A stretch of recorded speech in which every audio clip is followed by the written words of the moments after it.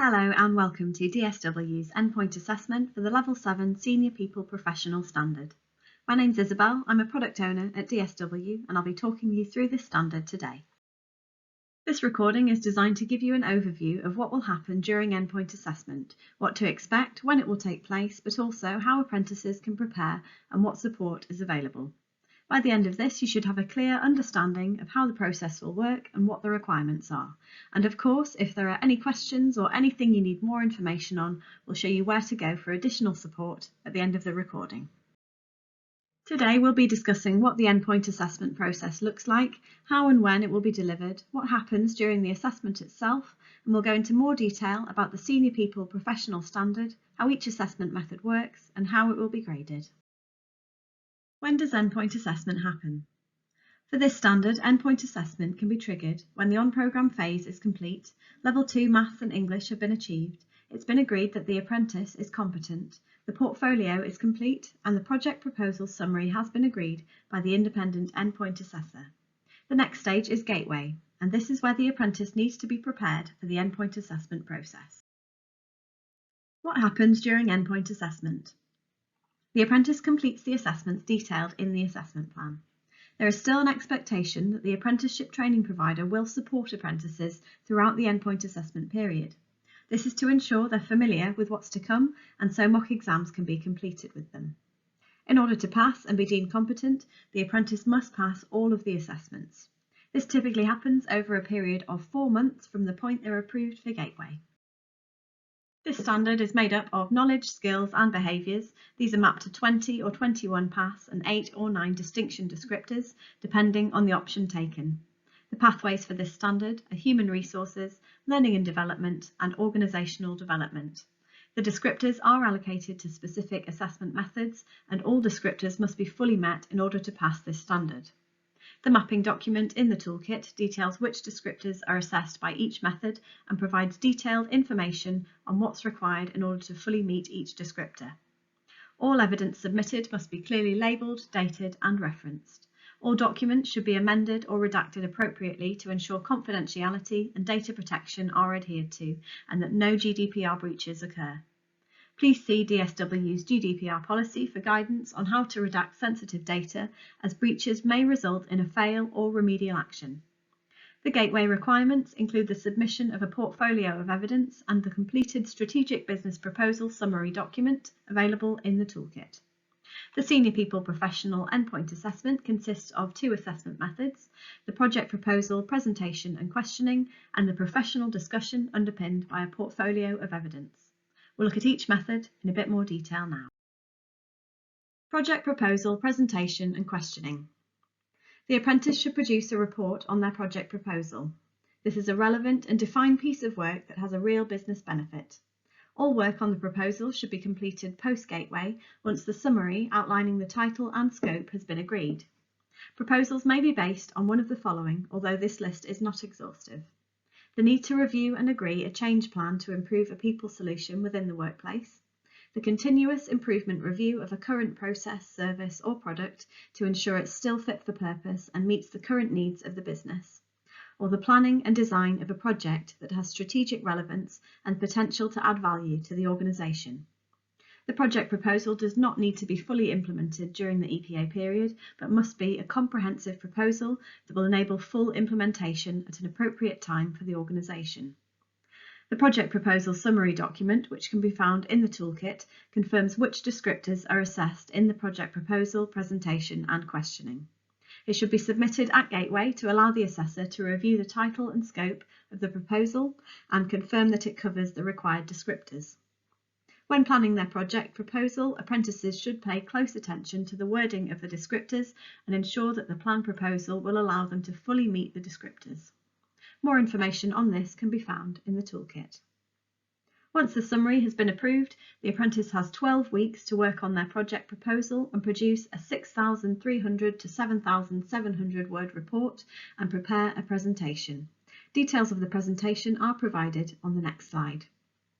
The project proposal declaration and referencing document, which can also be found in the toolkit, should be submitted with the proposal report and presentation materials a maximum of 12 weeks after the summary is approved.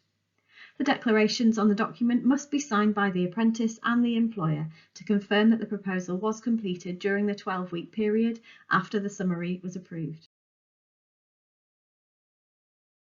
The apprentice should prepare a maximum 26-minute presentation that covers the intended outcomes of the project proposal, how they've undertaken planning for the project proposal, rationale for the activities, outcomes of the board or senior leader sign-off, and further recommendations for consideration. The presentation will be followed by questions to allow the apprentice the maximum opportunity to meet the grading descriptors. Example questions can be found in the toolkit. The presentation is expected to be produced using presentation software such as PowerPoint, Prezi, Keynote or Google Slides, demonstrating a minimum level of IT skills. The apprentice will deliver their presentation to the independent assessor. This will be done in an environment free from distraction via an online video conferencing platform such as WebEx or Zoom, as advised by the assessor. You may ask to use an alternative platform if necessary. It's strongly recommended that the platform is tested prior to the date of assessment to avoid technical problems and to ensure familiarity with the platform. Following the presentation and questioning, the independent endpoint assessor will issue a grade and feedback to the ATP via the assessment record. This will be done within 5 working days of the assessment date. Portfolio of evidence. A portfolio should be compiled on programme with examples of the apprentice's best work. The portfolio will typically contain 15 pieces of evidence and must be submitted at Gateway. It will be used to support the professional discussion but will not be assessed or graded. The portfolio referencing document, which can be found in the toolkit, details which descriptors are assessed in the professional discussion. The document should be used to map the evidence in the portfolio to these descriptors. The apprentice, the ATP and/or the employer must be confident that the portfolio evidences each of the required descriptors. The portfolio must include at least one piece of evidence for each descriptor. Each piece of evidence may map to more than one descriptor. The portfolio and referencing table will be submitted at Gateway to DSW, who will review the evidence and use it to help them prepare discussion points for the professional discussion. The portfolio is not graded and feedback will not be provided prior to the professional discussion. A date and time for the professional discussion will be agreed at the planning meeting following Gateway approval. The discussion must be at least 4 weeks after the portfolio submission. The toolkit provides further guidance on what type of evidence can be included in the portfolio and a steer on how to ensure the evidence is sufficient, authentic, relevant and current. Context statement. When we refer to a context statement, we want to know what the apprentice has done in a specific situation, who, what, where, why and when. Build a picture behind the situation and from there they can pull on pieces of product and performance evidence which demonstrate exactly what they've done in relation to their context statement. It's a great way for apprentices to bring all of their evidence together and give a more rounded picture of what they're capable of.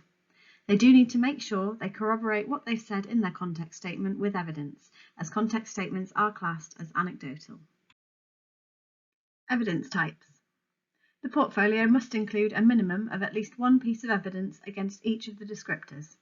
There may be some evidence which can cover multiple descriptors, and also some descriptors which require several pieces of evidence in order to meet them fully. A piece of evidence might be one document, or it might be a folder containing a number of documents which link together. We're looking for quality rather than quantity. Have the apprentices think about examples of specific situations they've been involved in which would allow them to demonstrate multiple areas of the standard. So they can cover several past descriptors with one piece of evidence. Types of evidence. As you can see, there's a wide range of evidence types and this list is not exhaustive. We do ask that videos and recordings are a maximum of 2 hours within the portfolio and they will need to be time-stamped in the referencing table. Reflective accounts or any methods of self-assessment are not allowed and any employer contribution should focus on the direct observation of performance, for example witness statements, rather than opinions. Professional discussion. The professional discussion will take place between the independent endpoint assessor and apprentice and will last for 120 minutes, plus 10% at the assessor's discretion to allow the apprentice to complete their last answer. The apprentice may bring a copy of their portfolio into the professional discussion with them. The assessment should be a two-way discussion. The assessor will ask a minimum of 10 opening questions based wherever possible on examples given in the portfolio. Example questions can be found in the toolkit. During the discussion that follows each opening question, the assessor will ask further questions to ensure the apprentice has the opportunity to meet all of the grading criteria. The discussion will be held in an environment free from distraction via an online video conferencing platform such as WebEx or Zoom, as advised by the independent assessor. You may ask to use an alternative platform if necessary. It's strongly recommended that the platform is tested prior to the date of assessment to avoid technical problems and to ensure familiarity with the platform. The apprentice may bring notes and a copy of their portfolio into the discussion for reference. It's recommended that apprentices review the content of their portfolio prior to the professional discussion to make it easier for them to refer to it during the assessment. DSW will issue the grade and feedback to the training provider within 5 working days of the professional discussion. Grading. Each assessment method is graded either distinction, pass or fail as follows. To pass the strategic business proposal presentation with questioning, the apprentice must fully meet all 5 pass criteria. To achieve distinction in the strategic business proposal presentation with questioning, in addition to meeting the pass criteria, the apprentice must meet all 3 distinction criteria.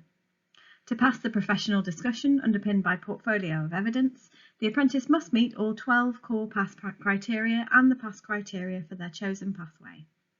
To achieve distinction in the professional discussion underpinned by portfolio of evidence, in addition to meeting the pass criteria, the apprentice must meet all 4 distinction criteria and the distinction criteria for their chosen pathway. To achieve an overall pass for the apprenticeship, each assessment method must be graded a minimum of a pass. To achieve an overall distinction for this apprenticeship, each assessment method must be graded as a distinction. Resits and retakes. The endpoint assessment will typically be completed within 4 months. Apprentices who fail one or more assessment method will be offered the opportunity to take a resit or retake at the employer's discretion. The apprentice's employer will need to agree that either a resit or retake is an appropriate course of action. A resit does not require further learning, whereas a retake does. Resits and retakes are not offered to apprentices wishing to move from pass to a higher grade.